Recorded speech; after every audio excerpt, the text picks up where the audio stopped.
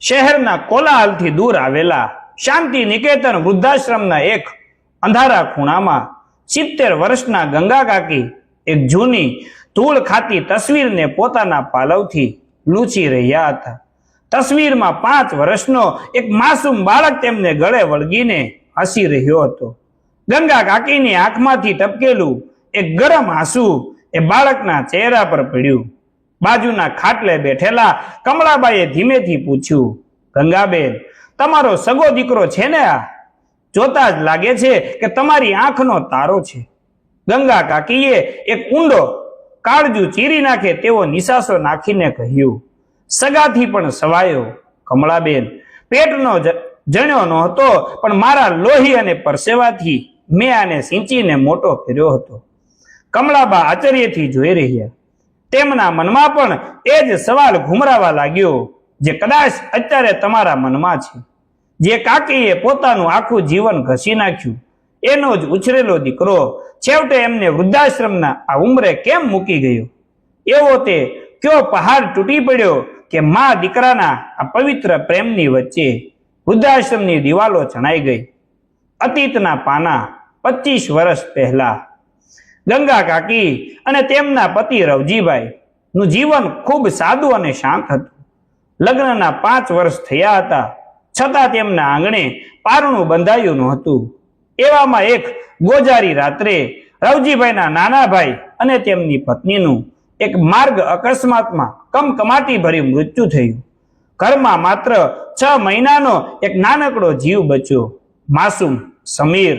માતા પિતાની છત્રછાયા ગુમાવી ચૂકેલા એ નાના જીવને રડતો જોઈને ગંગા કાકીનું હૃદય પીગળી ગયું. એમણે સમીરને છાતીએ વળગાડી દીધો અને એ જ ક્ષણે ભગવાન સામે અગ્નિ સાક્ષીએ સોગંદ લીધા, આજથી આ અનાથ નથી, આ મારો દીકરો છે. હવેથી હું જ આની જનેતા અને હું જ આની યશોદા. સગા વહાલા અને સમાજના લોકોએ મેણા માર્યા. ગંગા, પારકી છઠ્ઠીનો જાગતલ ક્યારે પોતાનો ન થાય. કાલે તારે પોતાનું સંતાન થશે તો આ અનાથનું શું? પણ કાકીએ કાન બંધ કરી દીધા. તેમણે રવજીભાઈને સ્પષ્ટ કહી દીધું કે હવે આપણે કોઈ સંતાન પેદા નથી કરવું. મારો સમીર જ મારો કાળજાનો કટકો છે. જો બીજું બાળક આવશે તો કદાચ મારા સમીરના પ્રેમમાં ભાગ પડશે અને હું જીવતે જીવ નહીં થવા દઉં. પોતાના જ ગર્ભને કાયમ માટે મારીને ગંગા કાકીએ એક કાકી મટીને માં બનવાનો રસ્તો પસંદ કર્યો. સમીર મોટો થવા લાગ્યો. તેને સહેજ તાવ આવે તો ગંગા કાકી આખી રાત ઓશિકા પાસે જાગતા બેસી રહેતા. પોતાના માટે એક નવી સાડી પણ ન ખરીદતા, પણ સમીરના જન્મ દિવસ પર એને નવા કપડા અને રમકડા અચૂક લાવી આપતા. સમીર પણ ઘરમાં કાકીની આગળ પાછળ જ ફર્યા કરતો. થોડું બોલતા શીખ્યો ત્યારે એ કાકીને માં કહીને જ બોલાવતો. એક દિવસ 10 વર્ષના સમીરે ગંગા કાકીને વળગીને કહ્યું હતું, માં, તું જોજે, હું મોટો થઈને ખૂબ ભણીશ, મોટો સાહેબ બનીશ, પછી તને અને બાપુજીને સોનાના બંગલામાં રાખીશ. તારે ક્યારેય રસોડામાં પરસેવો નહીં પાડવો પડે. આ સાંભળીને ગંગા કાકીની આંખોમાં હર્ષના આંસુ આવી ગયા હતા. તેમને લાગ્યું કે તેમનો ત્યાગ અને બલિદાન સફળ થયા. પણ ગંગા કાકી ક્યાં જાણતા હતા કે સમયનું ચક્ર હંમેશા સીધું નથી ચાલતું. સમીર યુવાનીના ઉંમરે પહોંચ્યો, એનું ભણતર પૂરું થયું અને એને શહેરમાં એક મોટી નોકરી મળી. અહીંથી જ ગંગા કાકીના જીવનમાં એક એવા વાવાઝોડાની શરૂઆત થવાની હતી જે તેમનું સર્વસ્વ છીનવી લેવાનું હતું. સમીર શહેરમાં ગયો અને જાણે ગંગા કાકીના ઘરનું આંગણું છૂનું પડી ગયું. શરૂઆતના દિવસોમાં તો સમીર દરરોજ રાત્રે ફોન કરતો, માં, જમી લીધું? બાપુજીની દવા સમયસર આપી દીધી ને? આટલું સાંભળીને ગંગા કાકીના આખા દિવસનો થાક ઉતરી જતો. રવજીભાઈને હરખાતા હરખાતા કહેતા, જોયું, મારો સમીર ભલે શહેરમાં ગયો પણ એનો જીવ તો અહીં આપણામાં જ છે. પણ સમયની એક આદત છે, એ ક્યારેય એક સરખો નથી રહેતો. જેમ જેમ સમીર શહેરની જાક જમાળ અને પોતાની નવી નોકરીમાં વ્યસ્ત થતો ગયો, તેમ તેમ ફોનની સંખ્યા ઘટવા લાગી. રોજ આવતો ફોન અઠવાડિયે થવા લાગ્યો અને પછી મહિનામાં એકવાર. ગંગા કાકી ગામડાની ડેલીએ આંખો બિચાવીને રવિવારની રાહ જોતા બેસી રહેતા. ક્યારેક ફોન આવે તો સમીર ઉતાવળમાં કહેતો, માં બહુ કામ છે, ઓફિસનો પ્રોજેક્ટ છે, પછી નિરાતે વાત કરું, અને ફોન કપાઈ જતો. ગંગા કાકી ડબડબતી આંખે એ મૌન થઈ ગયેલા ફોન સામે જોઈ રહેતા. એક દિવસ સમીર અચાનક ગામડે આવ્યો. એની સાથે એક ખૂબસૂરત આધુનિક કપડાં પહેરેલી છોકરી હતી, નેહા. સમીરે ગંગા કાકી અને રવજીભાઈની સામે ઊભા રહીને કહ્યું, માં આ નેહા છે, અમે એકબીજાને પસંદ કરીએ છીએ અને લગ્ન કરવા માંગીએ છીએ. નેહાને ગામડાનું વાતાવરણ કે ગંગા કાકીની સાદગી જરાય પસંદ નહોતી આવી. એના ચહેરા પર સ્પષ્ટ અણગમો દેખાતો હતો.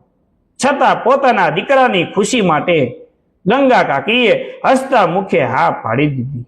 એટલું જ નહીં, ગંગા કાકીએ પોતાની પાસે બચેલી જૂની સોનાની બંગડીઓ અને રવજીભાઈની થોડી ઘણી બચત કાઢીને સમીરના લગ્ન ધામધૂમથી કરાવ્યા. એમને એમ હતું કે વહુ આવશે એટલે ઘર ફરીથી હર્યું ભર્યું થઈ જશે. પણ લગ્નના 2 જ દિવસ પછી નેહાએ ત્રાગુ ચાલુ કર્યું. સમીર, મને આ ગાયના છાણ અને ચૂલાના ધુમાડાવાળા ઘરમાં ગૂંગળામણ થાય છે. આપણે કાલે જ શહેરમાં પાછા જઈ રહ્યા છીએ. સમીરે મા બાપ સામે નજર ઝુકાવી લીધી અને પત્નીની વાતમાં સૂર પુરાવીને શહેરમાં પાછો જતો રહ્યો. ગંગા કાકીનું કાળજું ચીરાઈ ગયું. જે દીકરાને છાતી સરસો છાપીને મોટો કર્યો હતો, એ એક પારકી છોકરી માટે 2 દિવસમાં એમને છોડીને જતો રહ્યો. આ આઘાત રવજીભાઈ જીરવી ન શક્યા. થોડા જ મહિનાઓમાં એમને હાર્ટ એટેક આવ્યો અને રવજીભાઈ ગંગા કાકીને આ દુનિયામાં સાવ એકલા મૂકીને હંમેશ માટે વિદાય લઈ ગયા. અંતિમ સંસ્કાર વખતે સમીર આવ્યો ખરો, પણ એની આંખોમાં બાપને ગુમાવ્યાનું દુઃખ ઓછું અને હવે આ માનું શું કરવું એની ચિંતા વધુ દેખાતી હતી. સમાજના ડરથી અને લોકોના મેણાથી બચવા સમીર ગંગા કાકીને પોતાની સાથે શહેરના એ મોટા ફ્લેટમાં લઈ ગયો. ગંગા કાકીને લાગ્યું કે ભલે પતિ જતો રહ્યો પણ હવે એ પોતાના દીકરા સાથે રહેશે. પણ એ નહોતા જાણતા કે આ મોટા શહેરમાં એમના માટે નર્ક સમાન દિવસોની શરૂઆત થવાની છે. શહેરનો એ આલિશાન ફ્લેટ બહારથી જેટલો સુંદર હતો, અંદરથી ગંગા કાકી માટે એટલો જ ડરામણો અને પરાયો હતો. ઘરમાં પગ મૂકતાની સાથે જ નેહાએ એમને એમની જગ્યા બતાવી દીધી. રસોડાની પાછળ આવેલી એક નાનકડી, અંધારી અને ગૂંગળામણ ભરી ઓરડી, જે અગાઉ સ્ટોરરૂમ તરીકે વપરાતી હતી. માજી, તમારા ગામડાના કપડાં અને રીતભાત અહીં મારા મહેમાનોને નહીં ગમે. તમારે આ ઓરડીમાં જ રહેવાનું. બહાર ડ્રોઈંગ રૂમમાં આવવાની કોઈ જરૂર નથી. નેહાના આ શબ્દો ગંગા કાકીના હૃદયમાં શીશાની જેમ ઉતરી ગયા. જે માએ સમીરને ઉછેરવા માટે પોતાના હાથની ચામડી ઘસી નાખી હતી, આજે એ જ માં એના ઘરમાં એક અણગમતા મહેમાન, કે સાચું કહીએ તો એક મફતની નોકરાણી બનીને રહી ગઈ હતી. ઘરનું કચરા પોતું કરવું, વાસણ ઘસવા અને નેહાના ઓર્ડર મુજબ રસોઈ બનાવવી, આ જ હવે ગંગા કાકીની દિનચર્યા હતી. એક દિવસ ગંગા કાકીને સખત તાવ આવ્યો. આખું શરીર ધગધગતું હતું. એમણે ધીમા અવાજે બૂમ પાડી, સમીર, બેટા સમીર, મને જરા પાણી આપને, જીવ બહુ ગભરાય છે. સમીર તો ઓફિસે જતો રહ્યો હતો.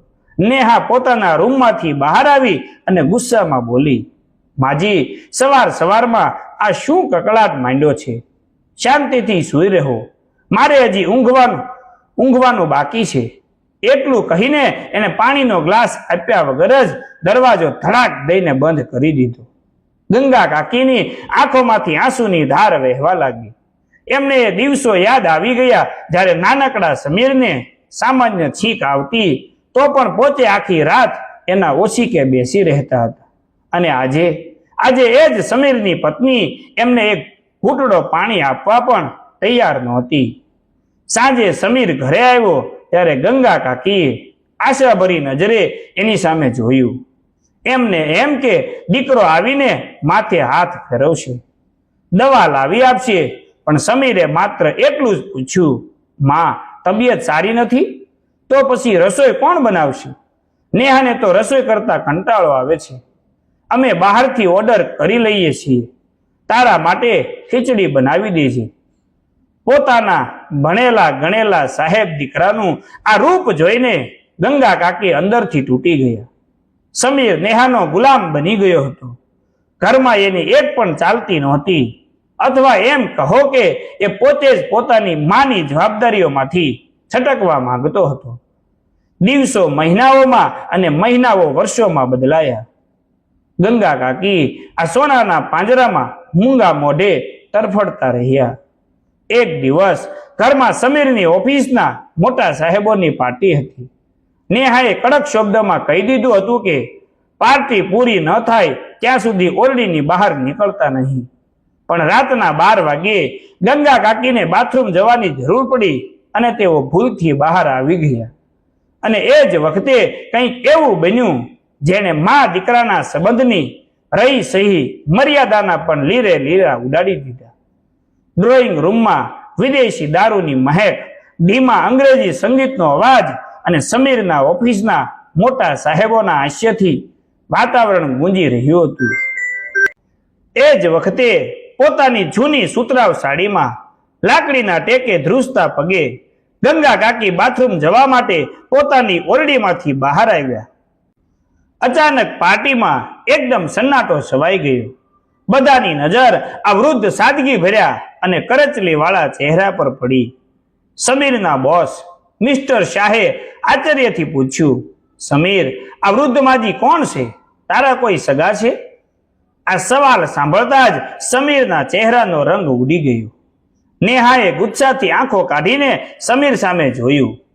સમીરને લાગ્યું કે જો એ ગંગા કાકીને પોતાની માં કહેશે તો આ આધુનિક લોકોની વચ્ચે એનું સ્ટેટસ નીચું પડી જશે, એનું નાક કપાશે.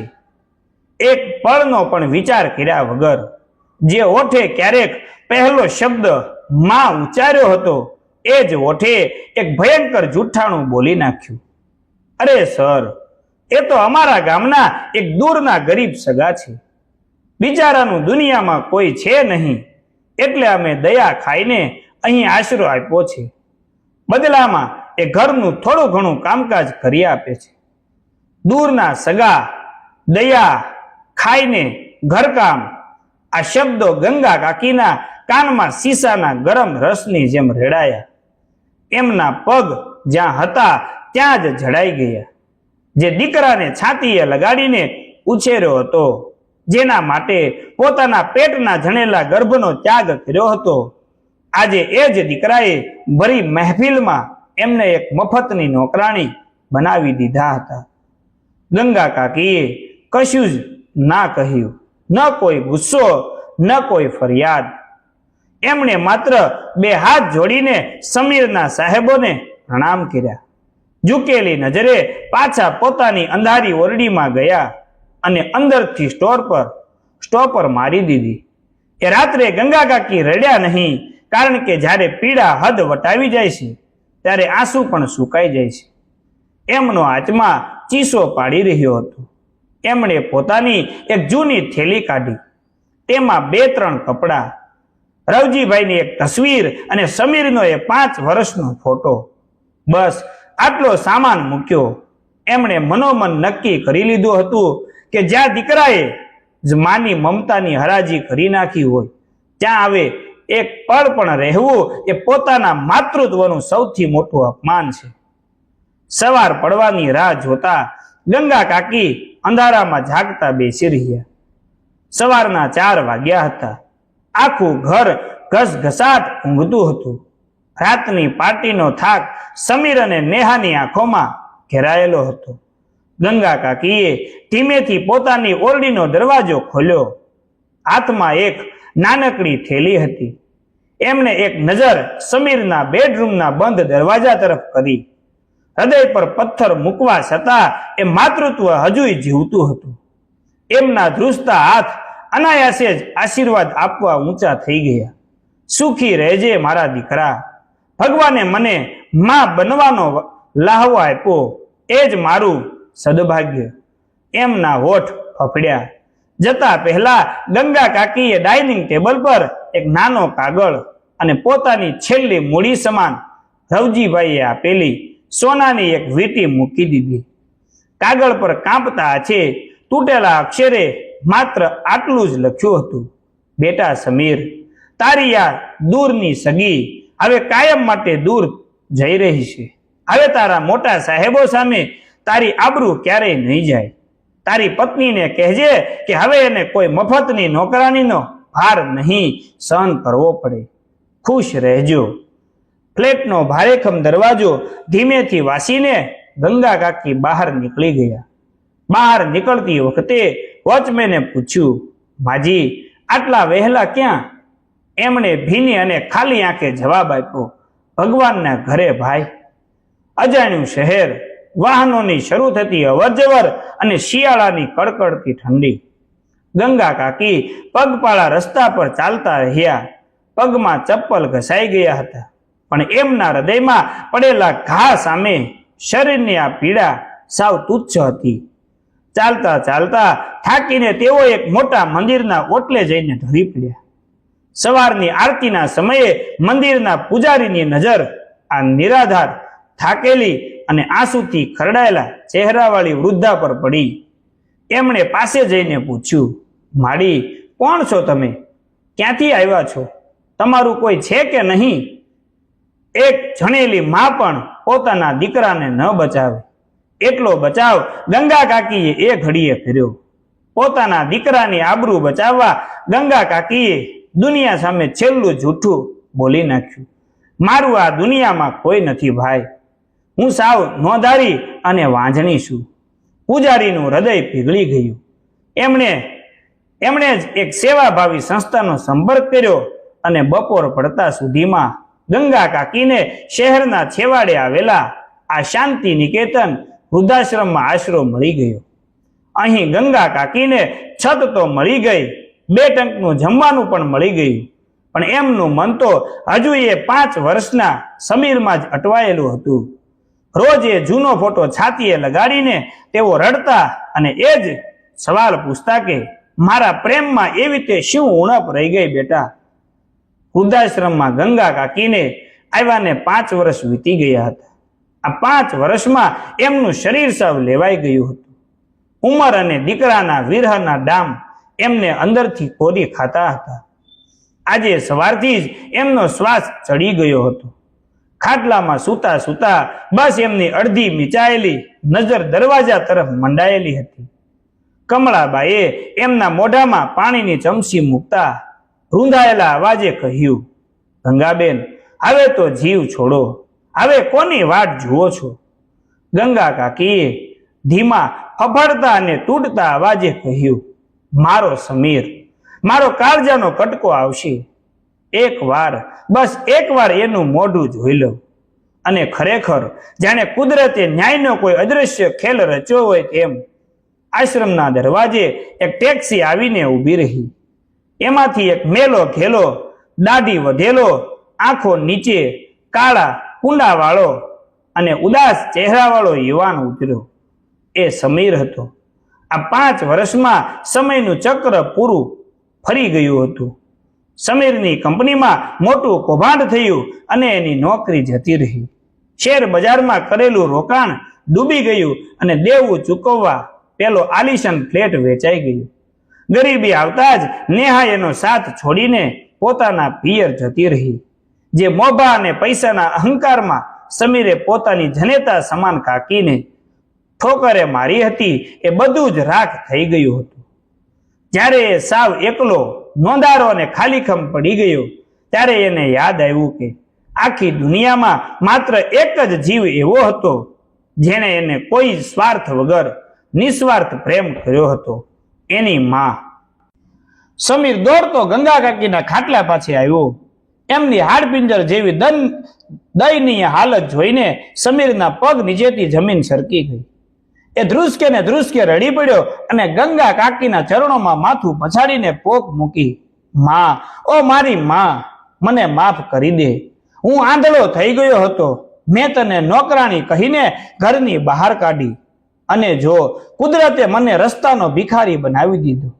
માં, હું સાવ બરબાદ થઈ ગયો છું. પ્લીઝ ઊભી થા. આપણે ક્યાંક નાની ઓરડી રાખીને સાથે રહીશું. હું મજૂરી કરીશ, પણ મને માફ કરી દે માં. આશ્રમનો આખો ઓરડો સમીરના આક્રંદથી ગુંજી ઉઠ્યો. ગંગા કાકીની ડૂબતી આંખોમાં છેલ્લી વાર એક ચમકારો આવ્યો. જીવનભરનું દુઃખ અને અપમાન જાણે એક ક્ષણમાં ઓગળી ગયા. એમણે પોતાના ધ્રુસતા સુકાઈ ગયેલા હાથ મહા મહેનતે ઊંચા કરી સમીરના માથા પર મૂક્યા. કોઈ ક્રોધ નહીં, કોઈ ફરિયાદ નહીં, માત્ર એક અખૂટ અવિરત વહેતી મમતા. ગાંડા, એક માં ક્યારે પોતાના દીકરાથી રિસાય ખરી? મેં તો તને એ જ રાત્રે માફ કરી દીધો હતો. મારું ઘર તો તારા હૃદયમાં હતું બેટા, ઈંટોના મકાનમાં નહીં. ગંગા કાકીનો શ્વાસ હવે ભારે થઈ રહ્યો હતો. એમણે પોતાના ઓશિકા નીચેથી પેલો 5 વર્ષના સમીરનો ધૂળ ખાતો ફોટો અને રવજીભાઈની એ સોનાની વીંટી, જે એમણે જતા સમયે ટેબલ પર મૂકી હતી અને સમીરે સાચવી રાખી હતી, એ કાઢીને સમીરના હાથમાં મૂકી. બેટા, આ તારા બાપુજીના આશીર્વાદ છે. આને વેચીને તારું કોઈ નવું કામ શરૂ કરજે. મારો આશીર્વાદ હંમેશા તારી સાથે. આટલું બોલતા બોલતા ગંગા કાકીનો હાથ સમીરના માથા પરથી સરકીને નીચે પડ્યો. એમની આંખો કાયમ માટે મીચાઈ ગઈ. એમના ચહેરા પર એક અનોખી શાંતિ હતી. વર્ષો પછી પોતાના દીકરાના ખોળામાં અંતિમ શ્વાસ લેવાની શાંતિ. પણ સમીરના હાથમાં માત્ર એ નિર્જીવ દેહ, એક જૂનો ફોટો અને જીવનભરનો ક્યારેય ન રૂજાય એવો પસ્તાવાનો ઘા રહી ગયો. એ માથું પટકી પટકીને રડતો રહ્યો. માં, એકવાર આંખ ખોલ. બસ એકવાર મને તારો દીકરો કહે. પણ હવે એ માતૃત્વનો સાદ સાંભળવા વાળું કોઈ નહોતું. લાકડાની ચિતા પર ગંગા કાકીનો દેહ ભસ્મીભૂત થઈ રહ્યો હતો, અને સમીરે અગ્નિમાં પોતાના અહંકાર, સ્વાર્થ અને પોતાની દુનિયાને બળતી જોઈ રહ્યો હતો. એક વણકહી શીખ હવામાં ભળી રહી હતી. જેને ભગવાન નથી દેખાતા, એને મા બાપના ચરણોમાં સ્વર્ગ શોધી લેવું. કારણ કે તસવીર બની ગયા પછી મા બાપ માત્ર આંસુ આપે છે, આશીર્વાદ નહીં. તો મિત્રો, તમને વાર્તા કેવી લાગી છે અને તમે કયા દેશ, શહેર કે દેશમાંથી જોવો છો તે કોમેન્ટ બોક્સમાં લખવાનું ભૂલતા નહીં. એકવાર મિત્રો ચેનલને સબસ્ક્રાઇબ કરી દેજો અને વિડીયોને લાઈક કરવાનું ભૂલતા નહીં.